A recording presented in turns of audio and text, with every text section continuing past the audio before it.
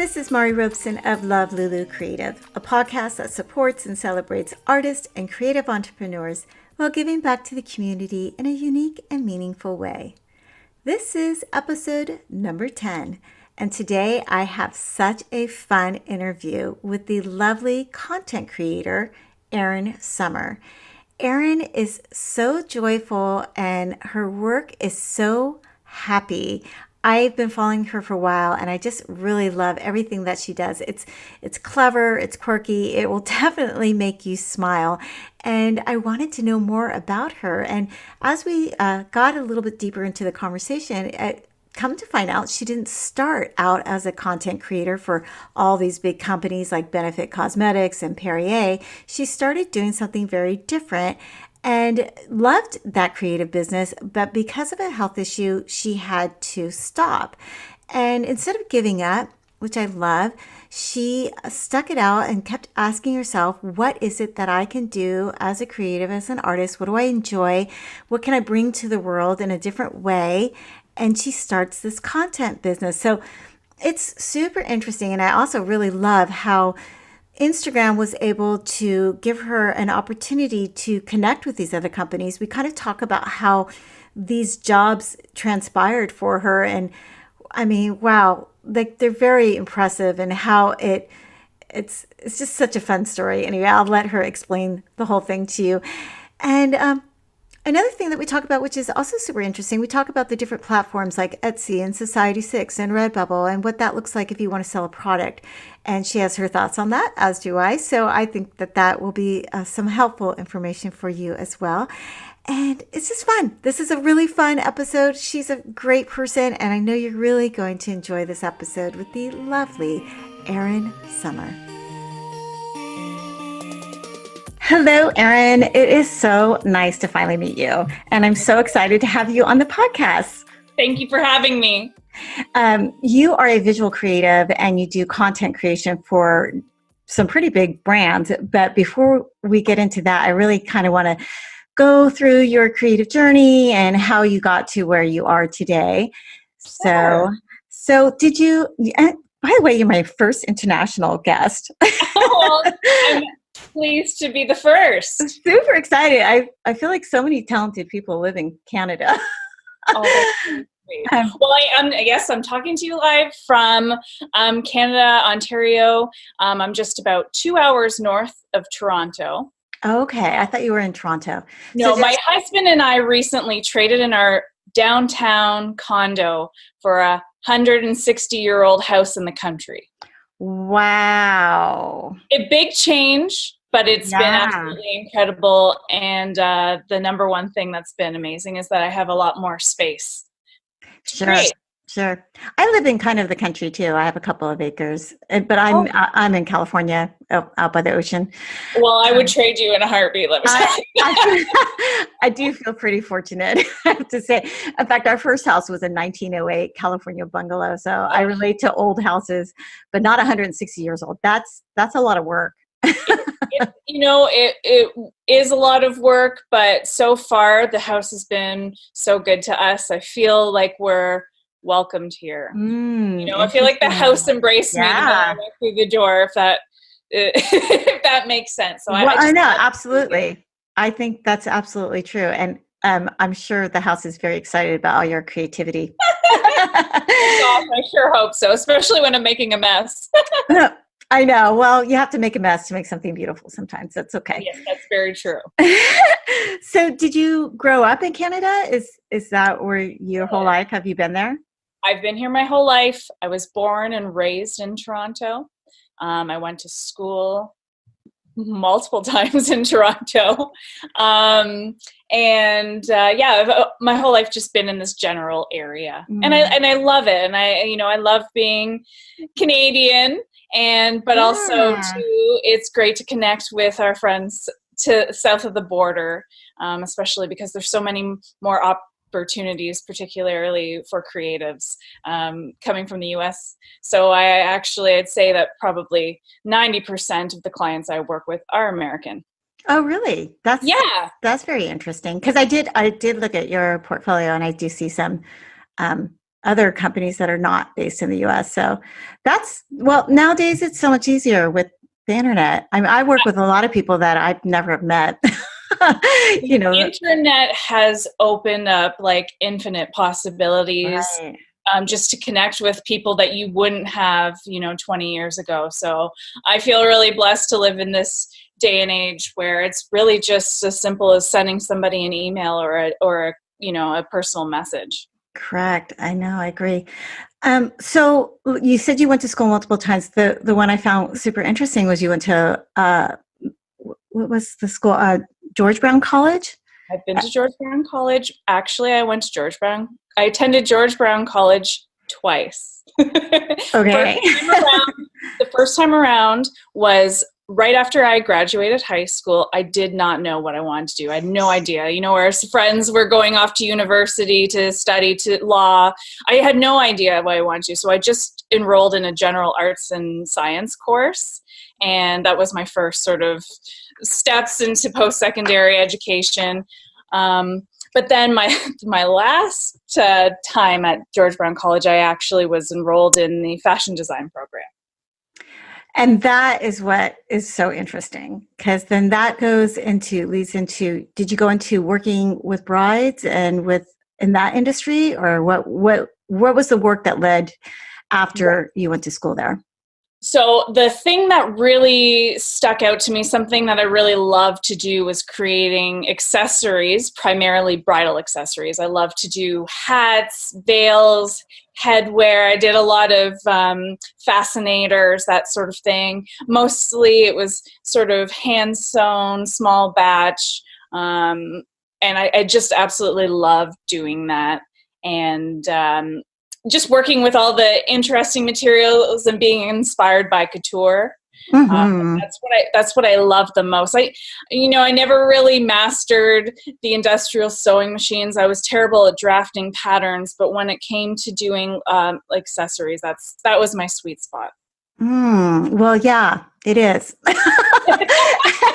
I mean, okay, so you then take that and you move into your previous Instagram was Erin Light Feather? Yes. So one thing that I just kept coming back to time and time again, when I was working with the materials for sort of the bridal accessories, I fell in love with feathers, feather work, dyeing them, manipulating them, using them to make beautiful ethereal things that were weightless. That really was something that I loved. And eventually I streamlined my art completely in that direction.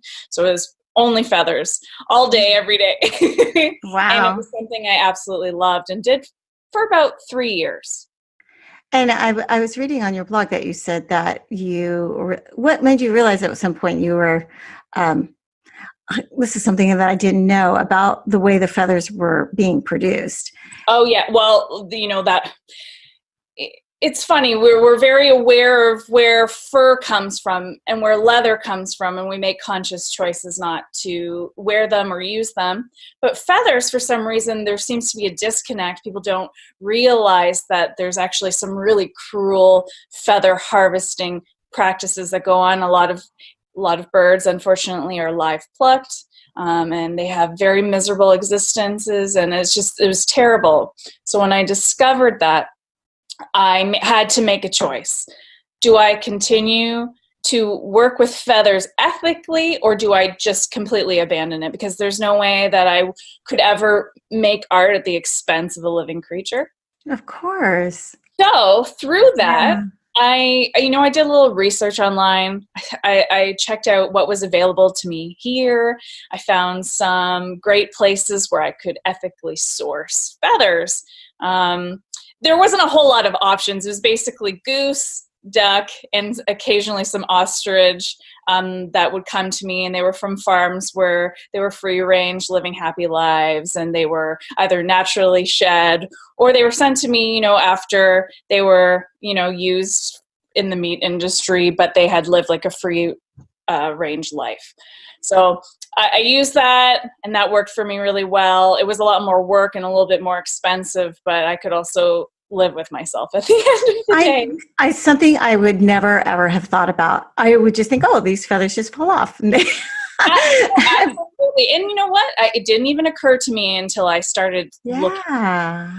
Those poor And you know, I do think that being conscious, you know, knowing where your tools, your supplies come from, is a good thing. Mm-hmm. I think that's great. And I wanted to bring that up because I think a lot of people who listen to this are creatives and they go buy feathers at craft stores. And the truth is those are not coming from a good place, which it's very true. Unfortunately, it makes me so sad. Feathers are beautiful, but birds, they're most beautiful on a bird. Agreed. I agree.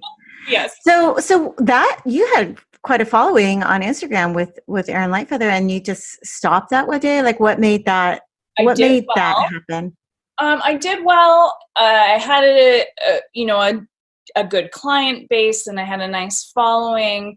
But on one hand, it was very time consuming. It was rather expensive to do. And also, too, I was diagnosed with fibromyalgia, and for me, the pain sort of manifests when I sit and I'm doing work with my hands or sitting for too long or focusing on something for too long. I would find myself making a piece and then having to spend 2 days recovering from it. Wow. And it was hard. Actually, I was really, I was upset with sort of, the universe, like why, I finally thought I found the thing, my thing, my art.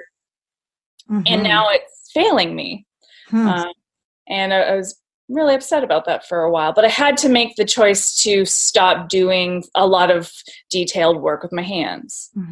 So from the ashes of that failed business, I felt sorry for myself for a while, but then I thought about what do I love from what I'm doing now that I can take with me and into sort of a new art form. And one thing that I really liked and really enjoyed through the process of photographing my feather work is that I discovered photography, one, and Photoshop, two, which also, I really enjoyed sort of fooling around with on the side, learning some new skills, playing around with color and light and etc., and also getting to know my camera a lot better.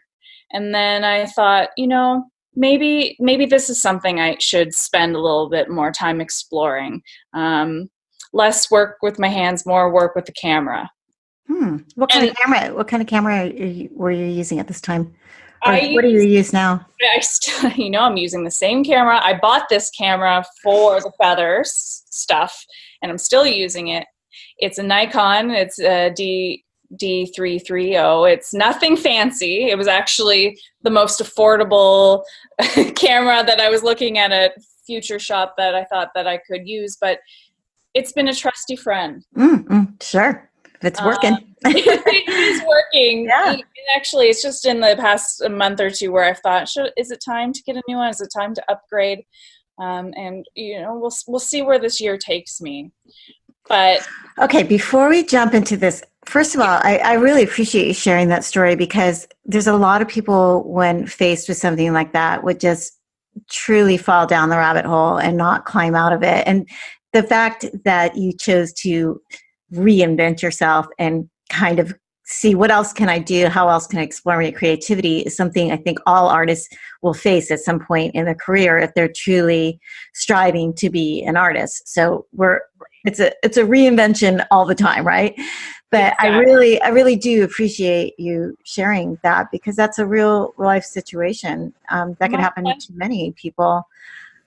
But you were selling your product on Etsy at the point, right? The feather work was something. Is that how your business was working? You were selling the feather work on Etsy?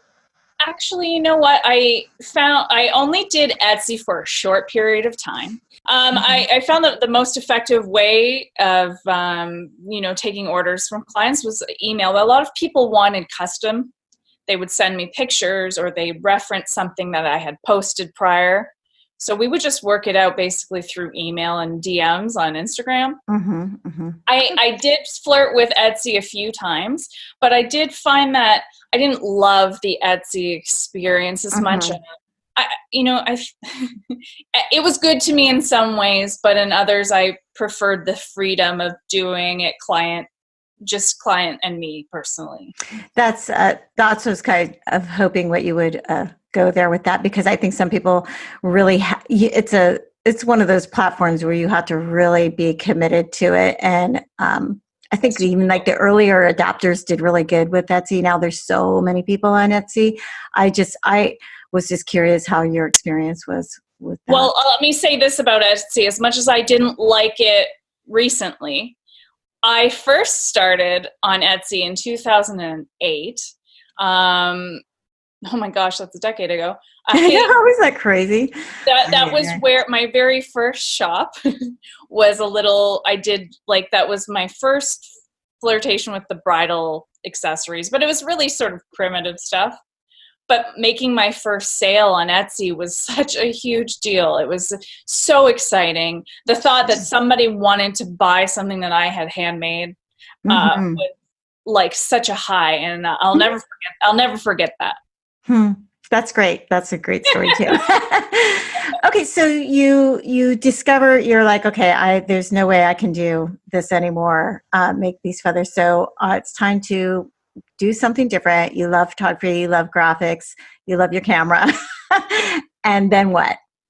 Well, and then I just started experimenting with all sorts. So I thought prior with the Erin Light Feather, the thing with the feathers is it was very, very, very niche specific, all feathers all the time. So with this new expression, my new account, my new look, I decided to make sure that I didn't really pigeonhole myself again. So, I was like, I want to try doing artwork, DIY, travel, collage, graphic design, puns, all sorts of things. And I sort of I consider my work to be like a loot bag of stuff, because it isn't all just one thing. It's all sorts of things. And I sort of just started testing them out.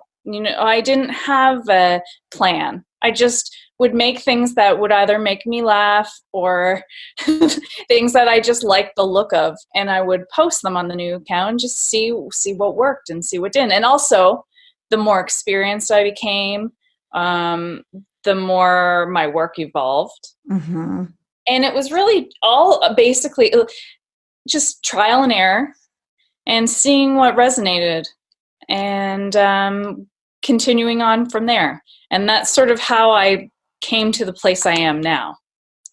Well, what a happy accident, because I remember coming across your account. I'm not really sure how I came across your account, but probably because it's just so law of attraction, because I absolutely love everything that you create, because I love anything that's clever. So all the pun stuff just kills me. Like the cotton kitty is like, I love cats, and I'm like, oh my gosh, this is just everything. And just everything, like when you get into all of the different, it gets clever, it's colorful, it's really happy. You can't not smile when you come across it. And God, that's the whole thing. I mean, that's my hashtag, is art makes you happy. Well, let me tell you, I don't, people ask me, like, what's your inspiration? Or, it's not that deep. My number one goal is just to make someone smile. My content is all about bringing joy. That's mine. See, that's mine too. So I think that's why. and isn't that, I like to keep things lighthearted. I like to, especially too, when people are going through dark times, when things are tough. I just want my stuff to just put a smile on your face, and that's about it. And I've talked with a lot of different artists, and we talk about what is your intention behind your art. And I think that that's an important thing. If you're a younger artist starting out, it's like, what is it? What's my voice going to say with my artwork? And, you know, some people, like I talked to Mark Ryan, he's a political satirical artist, and he's making a statement that way. And I'm with you. Like, I'm just, let's have a little reprieve. This is a doggy dog world, and let's make it happy for this moment that you see this. Absolutely. And I really love that. I really appreciate the people who are, you know, very intelligent, very deep, very layered, and I love that, but it's certainly not my personal strong suit. Right. So but I leave that to the professionals and admire it. And you see it even throughout your work with all the feather work. It's still the same vibe. It's still really happy. And then you take materials that like leaves and shells, and you turn them into these incredible pieces that are just really fun and happy. And I just think that's just really quite brilliant. I'm so glad that you think so. You know, with being conscious about where your materials come from, I have been really trying to incorporate stuff that is foraged or garbage. Yeah. Recycling stuff I've collected on the beach, leaves that have fallen off my favorite plants. You know, I like to take them because they're beautiful and they deserve to have a showcase. And that's one of my favorite things to do is just like repurpose things. And yeah, I love that. Keep doing it. Well, thank you. I'm so glad that you like it. Well, it's not that I like it. It's okay. So let's move forward a little bit. Not that I like it, but like some really big, serious brands like what you're doing. I mean, Benefit Cosmetics is huge, and Perrier. I mean, like, how did that all happen for you? So you create visual content for their social media channels, or what else are you doing for those kind of companies? Like, if I was a client like that and I came to you, how would that process look? That's a great question. So for me, both Perrier and Benefit contacted me through Instagram. Isn't that great? So, you know, like when I have to thank Instagram a million times over. Instagram has been the thing. It's been my online portfolio. Yeah. It's like my calling card. Everyone can see my work, and you can contact me through there. So for Perrier, there was a headhunter who connected me with Perrier. And for Benefit, they emailed me and said, "We love your Instagram account, and we have this big campaign coming up, and would you be interested?" Wow. And that for me, like those two, they sort of happened in succession. So I did Perrier at the beginning of the summer, and then I did Benefit in the middle of the summer.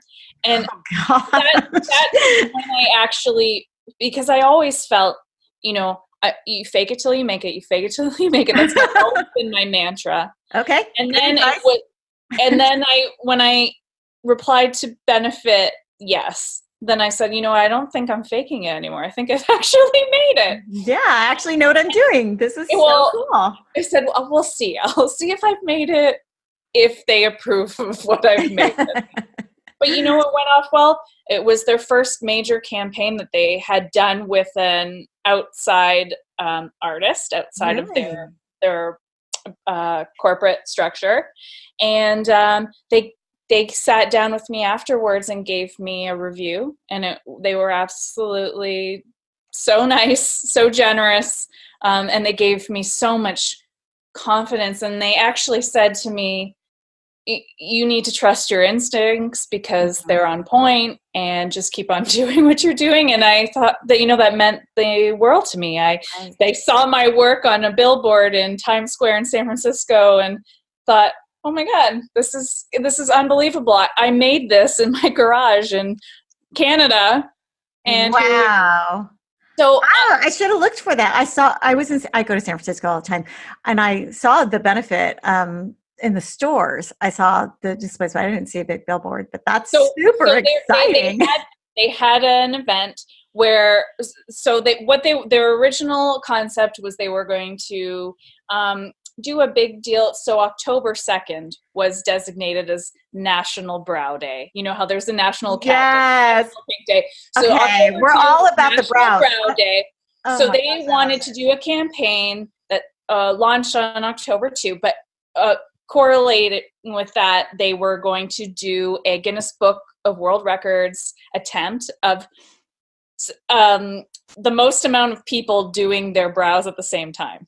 Oh my God. So they had this big event in San Francisco on the same day. Stop. And they had all this promotional material, and they set up a whole big setup in San Francisco as well. So they were two things going on at once. And I had the pleasure of doing the design for both. So that's just so great. So exciting. And I have to give Benefit a shout out, because before I never really cared about my brows, but now my brows are brows are everything, girl. No, you got to have your brows have to be on point. Sorry. Actually, maybe sometimes they're a little too on point. A few times where my husband's been like, wow, you're really going for it. That's funny. But it was a dream, a dream come true. And it also gave me the confidence to take on more clients in the future. And, not all of the clients that I work with are big. Some of them are new or rebranding or little boutique. So the Benefit and the Perrier stuff gives me some credibility. A lot. But it also gives me a little bit of power to say, like, yes, I can do this, and there's value in what I do. And so that's been just incredible. I mean, the visual graphics behind any brand is everything. It's truly everything. And that's one thing that robots aren't going to be able to replace is design. No, seriously, like a lot of jobs we'll see will go away, but not design. Design is something that's a wonderful point. It's true, because it's creative. It's not something artificial intelligence can come up with yet. At least don't think in this lifetime it will be. You're so right. It's like that intuition and that creative part that just can't be replicated in an algorithm. Exactly. And that's why, the artists are going to be really very, very powerful this next coming, few decades. So, and hopefully they always have been. Art's always defined cultures. It's always been a thing. It's so true. I feel absolutely blessed to be in the arts. I always wanted to be growing up. I wanted to sing. I wanted to paint. I wanted to cook. I wanted to dance. I was terrible at all of those things. and I thought, I know that there's something creative inside of me. Why can't I nail any of these things? It was something that held me back for so many years. It wasn't until discovering this sort of new art form, this sort of photography, collage, digital art form, that it really clicked for me. And it's truly new. Like, it's within this past decade that these little gifs and all these little things. Did I say that right? Do you say GIF or do you say GIF? I say GIF. People say GIF. I hear it all. I say GIF. Do you make your GIFs in Photoshop? Yes, I do. Yeah, that's how I do it too. I don't know how to use any other programs. People have told me I need to expand my horizons and try better animating programs, but I'm very comfortable in Photoshop. I like that little kind of stop motion feeling to it. Me too. There's something just kind of quirky and fun about it that I like. That's exactly my vibe, and I like to build it. Yeah. Frame by frame. I think it's just really fun and really satisfying. Well, it's also really helpful that you're beautiful, because you're in a lot of your stuff.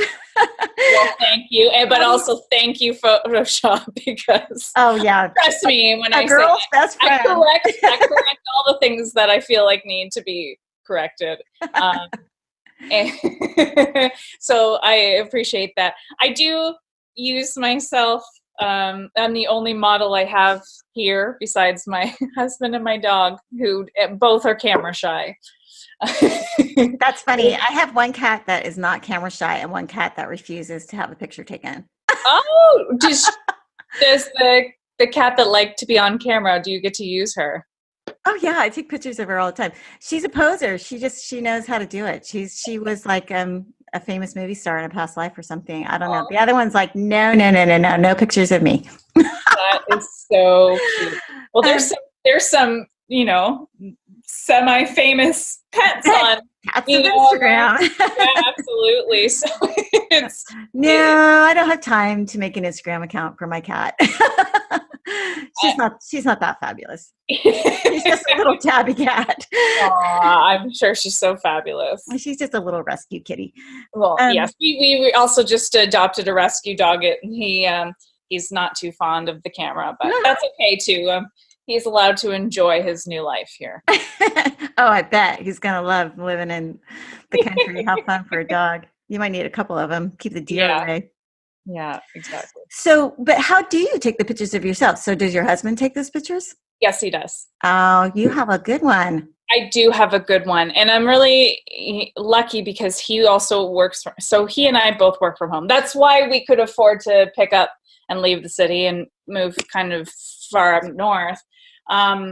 And so when I'm ready, I just text him. I say, hey, I'm here. Bring the camera. That's nice. Well, one day I'm sure you're going to have a big staff of people because your work is just amazing. Well, wouldn't that be something? So you have your content creation business that you do for these different brands, and that's kind of the core of your company. But I also want to mention that you have a pretty amazing Society 6 shop, and I wanted to ask you about that. How do you feel about working in that platform with Society 6? For me, Society 6 is for all the people who have asked me for prints of stuff and I don't know how to go about dealing with it.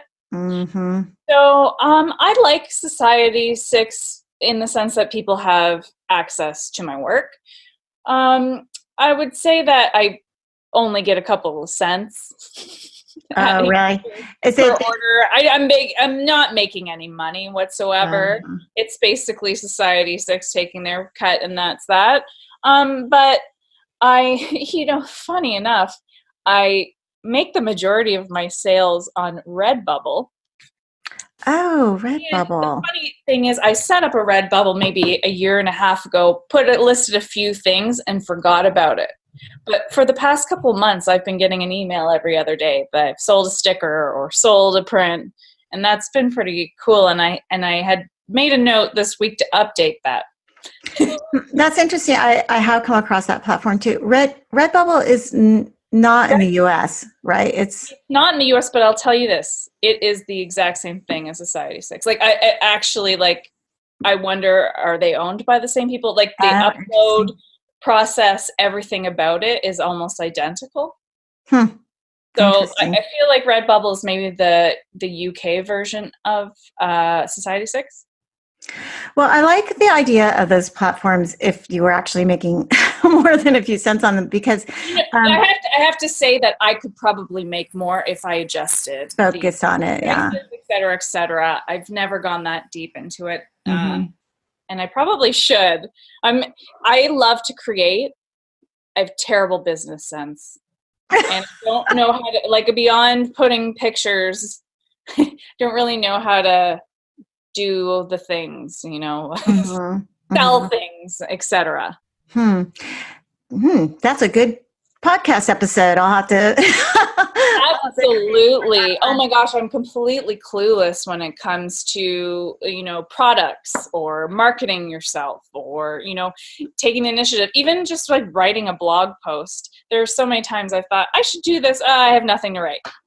Oh, how funny. I think you have a lot to write. I mean, your story is so interesting. Oh, well, thank you. I don't want to bore people or dwell on anything negative. I like to use my story just to inspire. Amen. I mean, and it's not to say that, everybody's got something challenging that they're working on, but we should be lifting each other up instead of dwelling on things. Absolutely. And, have the solution. Don't just complain. I agree. And I also believe in supporting people who are up and comers who ask you for advice or want feedback on their work. I always try to reciprocate because that's what I had wanted back when I was starting and didn't necessarily get. Right. And that's one of the reasons why I wanted to do this podcast, because I think that most artists who are successful, like yourself, are very generous with sharing information and what worked for them, what didn't work for them. And it is, you're constantly adjusting your stance and figuring things out because everything is always changing. And for instance, you discovering this whole new business was born because of the Instagram and the business of, people sharing social media and trying to make it fun and interactive. But that wasn't around 10 years ago, really. I mean, this is a new thing, and you were ready to do something new, and also having that open mindset of like, how can I use my creativity in a different way? Exactly. That's great. I mean, look for the need, and there's a need for that content creation, and you have a great style for it. Well, thank you, Mary. I love it. It's my passion. I like to spend a lot of time nurturing my creative mind. I try to keep like a childlike imagination, and I think that's taken me, in really great places. It's great. It's great. Okay, so while we're on advice, what was the best advice that was ever given to you for business? Well, my best advice, and it may sound simple, but it's something that I needed to hear and I take with me on a daily basis, is that not everyone is going to like what you do. And to not get hung up on those that don't.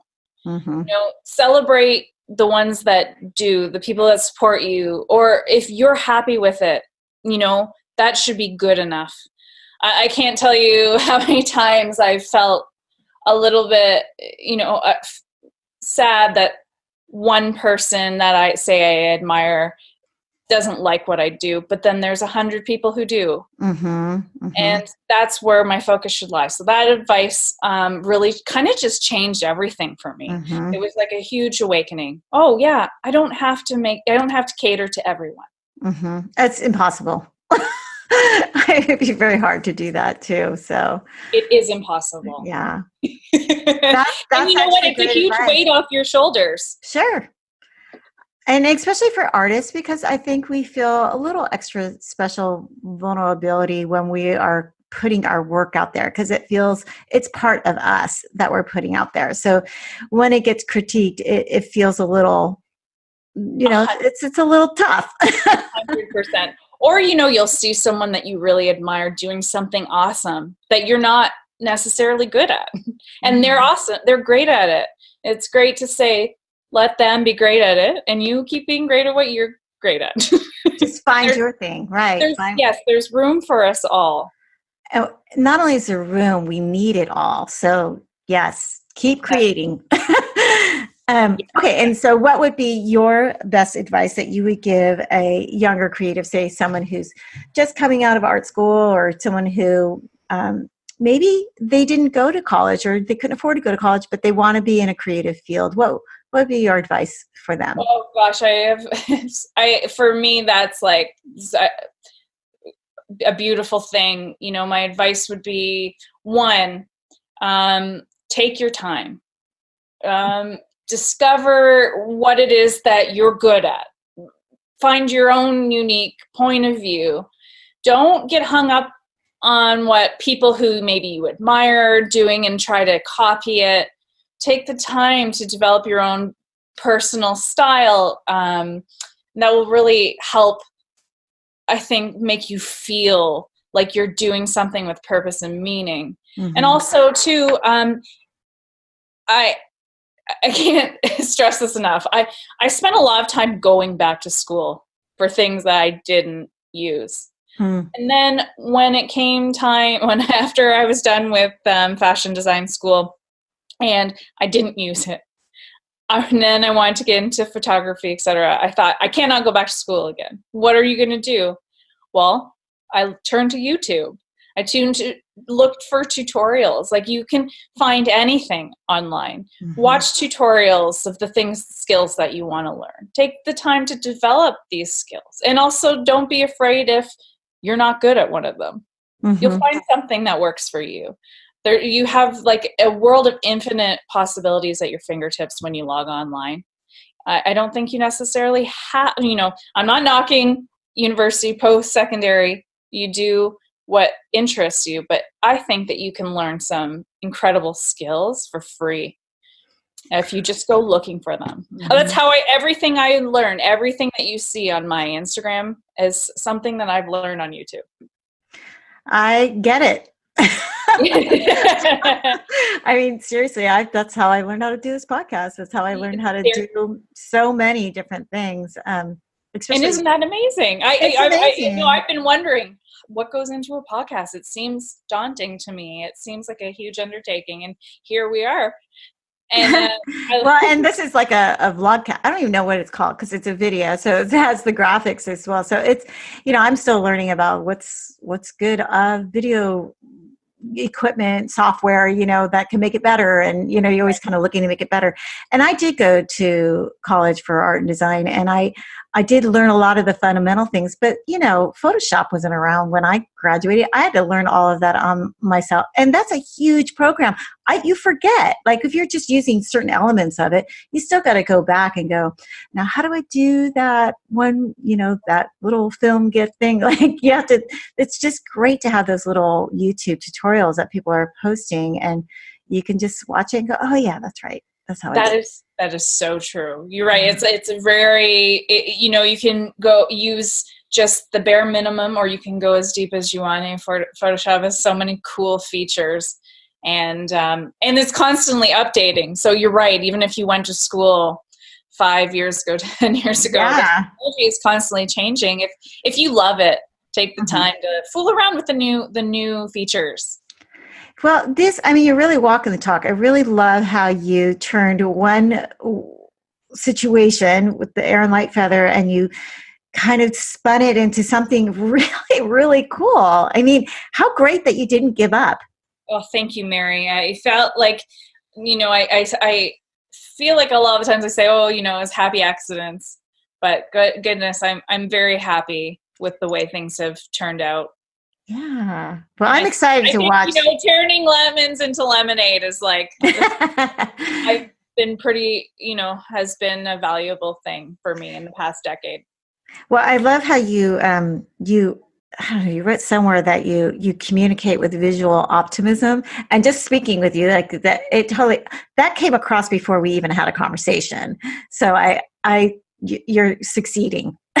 Thank you. That means so much to me. That is definitely what I'm trying to do. So the fact that you notice that, it validates what I'm doing. It makes me feel really happy. Good. Well, your art makes me feel really happy. Art makes you happy, people. Thank you so much. Yeah, thank you so much for all this information, just sharing. So it's just so great to get to finally talk to you and meet you, and I just really appreciate everything that you do. You too, Mary. It's been my pleasure. And if anyone has any questions or want to follow up with anything, you are welcome to send me an email or find me on Instagram. And all of the links to where your shop is, and or your shops you have too, and your website and all your social media, all those links will be on this video as well. So people will know where to find you. That was wonderful. Thank you. After we get off this podcast, I'm going to probably update my shop since we've there you go. Mary, thank you so much for this opportunity. It's been a pleasure. A true pleasure. Thank you so much for joining me today. If you've liked this podcast and you'd like to support it even more, you can join me over on patreon.com/Mari Robeson and become a patron of mine. If you're a patron of mine, you'll receive bonus episodes every month only for patrons. You'll also receive 20% off all the merchandise in my online shop, marirobeson.bigcartel, and you will be receiving free printables every month that will be of my artwork, and they're some really fun things. You can follow along on Instagram and you can see what I'm creating just for my patrons. I would deeply appreciate it. It would help me keep the lights on, and it would help me pay all the fees that it takes to put together a podcast like this so that I can keep supporting all the artists, keep bringing you great information, keep paying it forward to the next generation of artists. It's just a wonderful thing, and I would really deeply appreciate your support. Okay, we're done. Yay. The funny thing is, though, my name is Mari. Oh my God, Mari.